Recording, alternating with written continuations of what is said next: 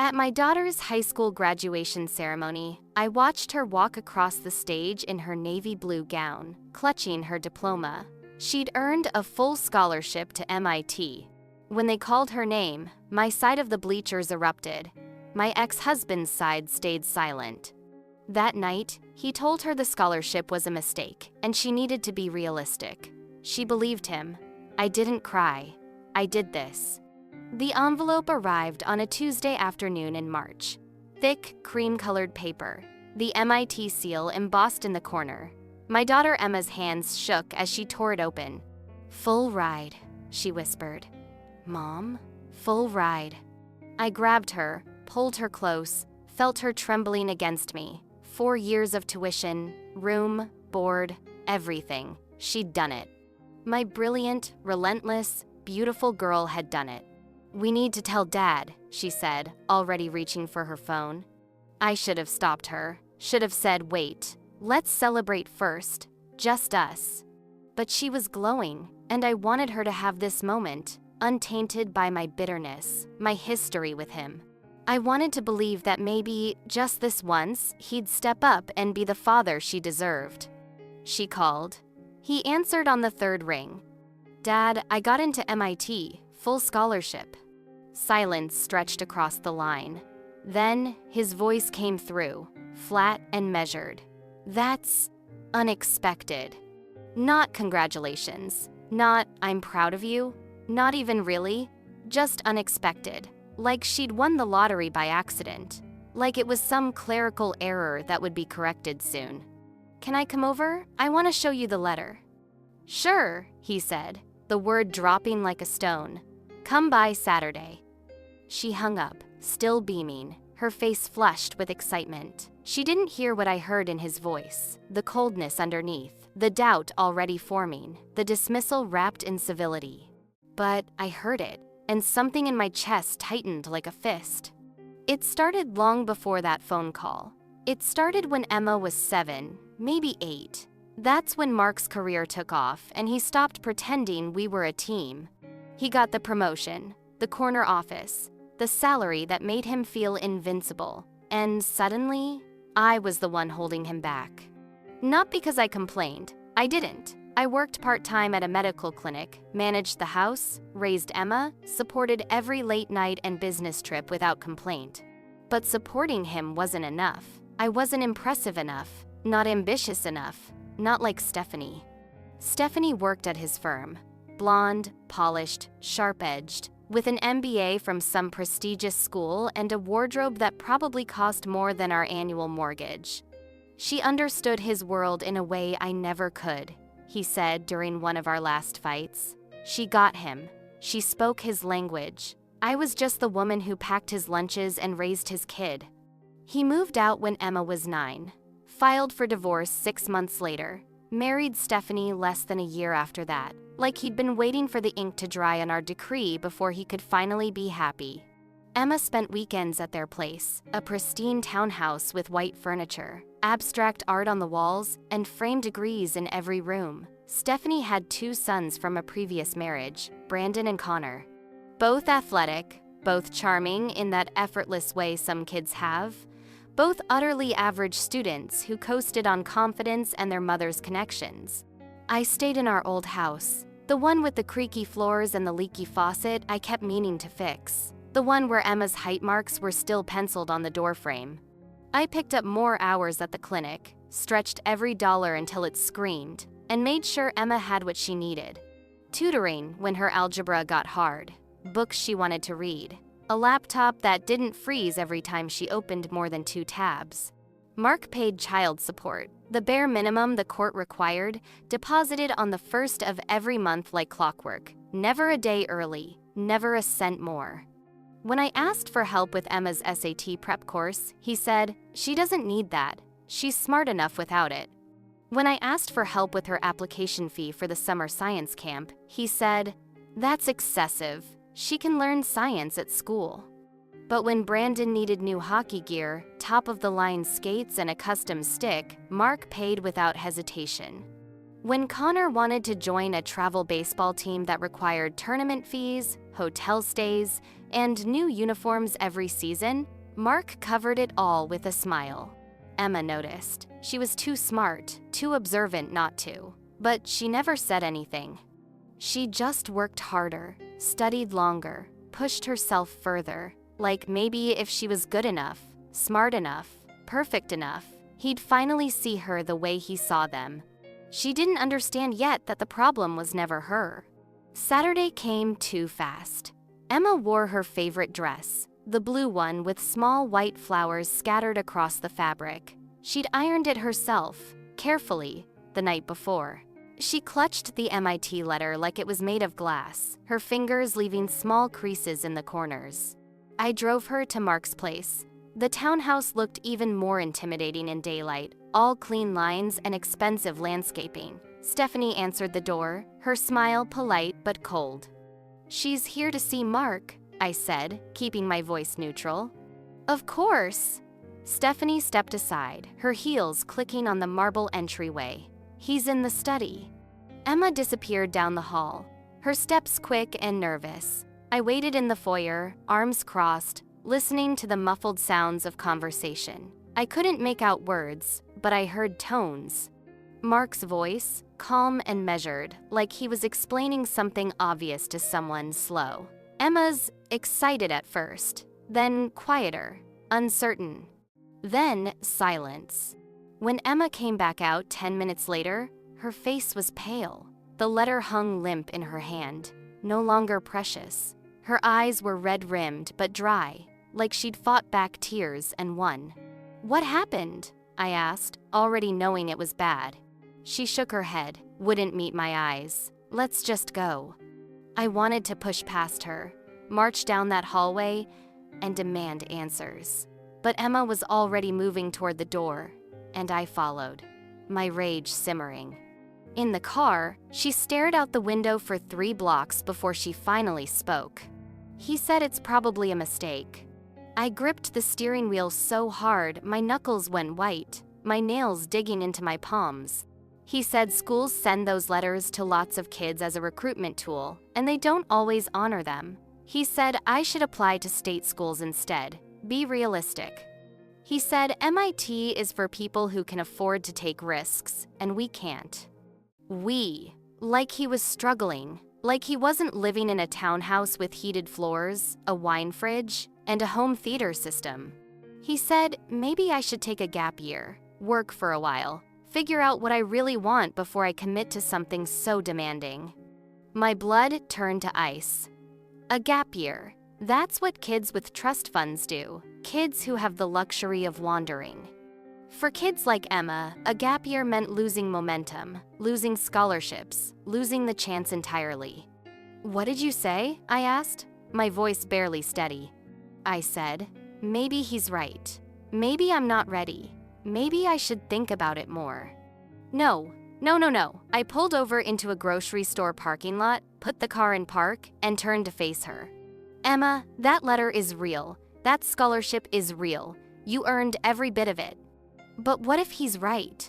What if I can't handle it? What if I'm not smart enough and I fail and everyone knows I was just a mistake?" And there it was, the poison he'd planted in her mind, doubt flowering where there should have been pride. I could see it in her eyes, the fear, the uncertainty, the horrible belief that maybe she wasn't enough. I wanted to scream.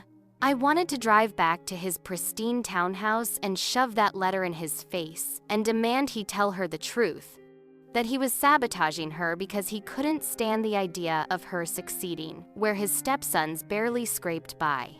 But Emma was crying now, silent tears sliding down her cheeks, and I needed to fix this first. "You're going to MIT," I said firmly, taking her hands, "and I'm going to make sure of it." That night, after Emma went to bed, I sat at the kitchen table with my phone and a notepad.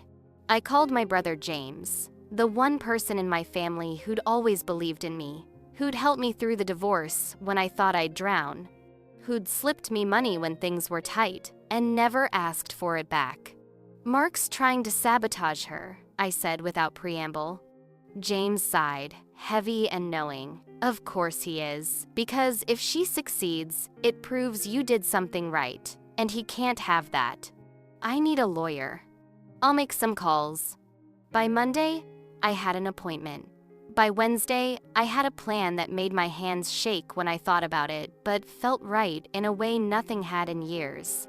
The lawyer's office was small, cramped, smelling of old books and bitter coffee. Her name was Margaret Chen, and she didn't waste time on pleasantries.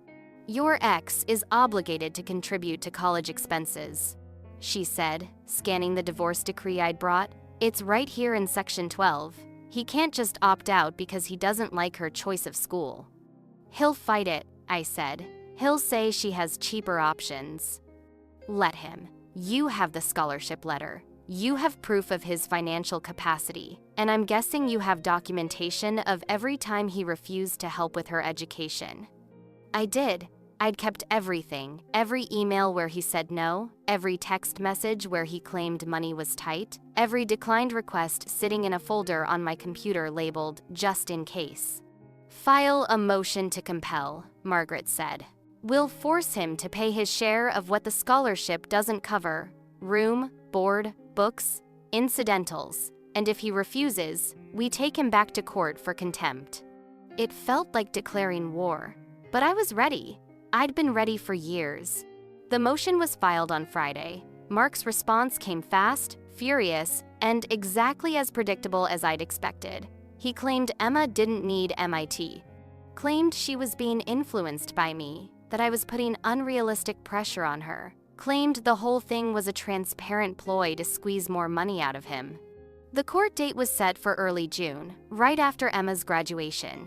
In the meantime, Emma spiraled. She stopped talking about MIT, stopped looking at the acceptance letter that I'd framed and hung in her room, started researching community colleges and local state schools, printing out brochures and leaving them on the kitchen counter like evidence of her reasonableness. "I don't want to cause problems," she said one night while we ate dinner in silence. "You're not causing anything," I told her. "He is." But she'd already internalized his words. She believed she was the problem, that her ambition was selfish, that wanting more was asking too much. I needed backup. I needed people who saw what I saw in her. I reached out to Emma's guidance counselor, Miss Patel, a sharp-eyed woman who'd written one of Emma's recommendation letters and had always treated her like she mattered. "This is outrageous," Miss Patel said when I explained the situation over coffee in her tiny office. "Emma is one of the brightest students I've ever taught, and I've been doing this for 20 years. MIT isn't doing her a favor. She's doing them one." "Would you be willing to testify to that in court?" I asked, holding my breath. "Absolutely." "When and where?" Next, I contacted Emma's physics teacher, her calculus teacher, her robotics club advisor. One by one, they agreed. They'd seen her brilliance. They'd seen her stay after school for extra help, not because she was struggling, but because she wanted to understand concepts at a deeper level. They'd seen her mentor younger students, lead her team to state championships, and still maintain perfect grades. And they were furious that anyone, especially her own father, would try to dim that light. The day before the hearing, Emma finally broke. We were sitting on the porch, watching fireflies blink in the yard, and she turned to me with swollen eyes. "What if we lose?" she whispered. "We won't. But what if we do? What if the judge says Dad's right and I'm being unrealistic?" I took her face in my hands, forced her to look at me. "Then I'll take out loans. I'll work 3 jobs. I'll sell this house if I have to. But you are going to MIT, Emma, with or without him." Her lip trembled. Why is he doing this? I could have lied, could have softened it, made excuses, protected her from the ugly truth. But she deserved better than that. Because seeing you succeed means admitting I did something right raising you, and he can't handle that. She cried then, hard and wrenching. The kind of crying that comes from years of feeling less than, of wondering why you're not worth fighting for, trying so hard to be good enough and never quite getting there. I held her and made a silent promise. This ends now. The courtroom was cold, sterile, smelling of floor polish and anxiety. Mark sat on one side with Stephanie and his lawyer, all three of them in expensive suits that probably cost more than my monthly salary. I sat on the other side with Emma, my brother James, and Margaret. Behind us, a row of Emma's teachers had shown up, a quiet wall of support. The judge, a woman in her 60s with steel gray hair and reading glasses, reviewed the documents without expression. Mark's lawyer argued that Emma had options, that MIT was unnecessary, that the scholarship might not even be legitimate since schools sometimes rescinded offers. Then Margaret stood, and her voice cut through the room like a blade. "Your Honor, we have testimony from multiple educators affirming Emma's qualifications and the legitimacy of this scholarship. We also have evidence that Mr. Harrison has consistently refused to support his daughter's educational advancement while simultaneously funding extensive extracurricular activities for his stepsons." The judge's eyebrow raised slightly. Miss Patel testified first. She spoke about Emma's 4 gigapascals, her AP scores, her leadership in the robotics program. She spoke about the MIT recruiter who'd personally called the school to praise Emma's application, calling it one of the strongest they'd seen that year. Mark's lawyer tried to interrupt, claiming hearsay. The judge shut him down with a look. Next came the physics teacher, Mr. Harrison, no relation.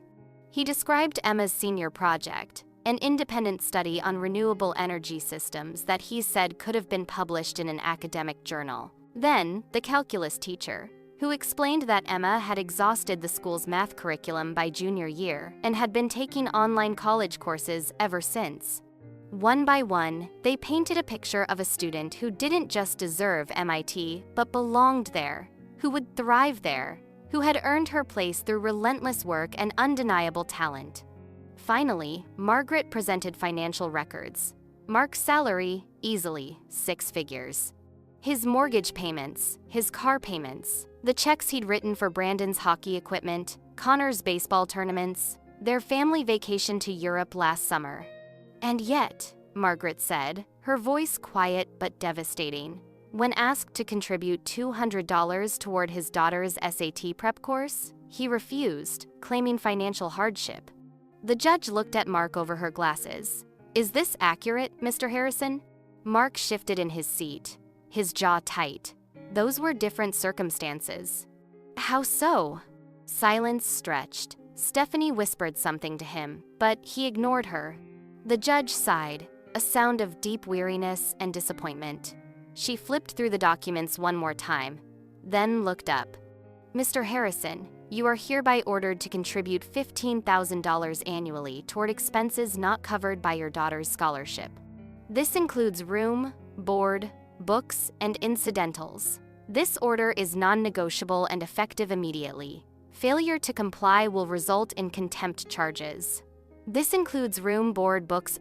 Mark's face went red, mottled with rage. Stephanie's hand flew to her mouth. His lawyer started to object, but the judge cut him off with a raised hand. "Furthermore," she continued, her voice sharp, "I'm appalled that this hearing was even necessary. Your daughter earned a full scholarship to one of the most prestigious universities in the world, and instead of celebrating her achievement, you attempted to convince her she wasn't good enough. That's not parenting, Mr. Harrison. That's sabotage. And it stops now." The gavel came down, final and absolute. We won. Outside the courthouse, Emma collapsed into my arms, sobbing with relief and exhaustion. Miss Patel hugged us both. My brother shook Margaret's hand and quietly asked for her card. The teachers gathered around, offering congratulations and promises to write more recommendations if Emma ever needed them. Mark walked past without a word, Stephanie trailing behind him in her clicking heels, both of them stiff with humiliation. Emma started at MIT that fall. I drove her to campus, 7 hours in my aging Honda, the back seat packed with everything she owned. We set up her dorm room together, me handing her things while she arranged and rearranged, nervous and excited. Her roommate was a brilliant girl from California studying aerospace engineering, and they bonded immediately over their shared terror and excitement. "I'm scared," Emma admitted as I was getting ready to leave, standing in the parking lot beside my car. "Good," I said, pulling her close one last time. That means you're doing something worth doing. Scared means you care, and you've got this. I hugged her, memorizing the moment, then drove home, with tears streaming down my face, half grief, half pride. Mark called her once, maybe 2 weeks into the semester. Emma saw his name on her phone and let it go to voicemail. Later, she played it for me.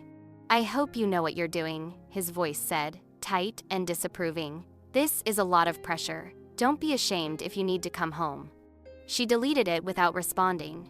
By winter break, Emma had made Dean's List. By sophomore year, she'd joined a research team working on sustainable battery technology.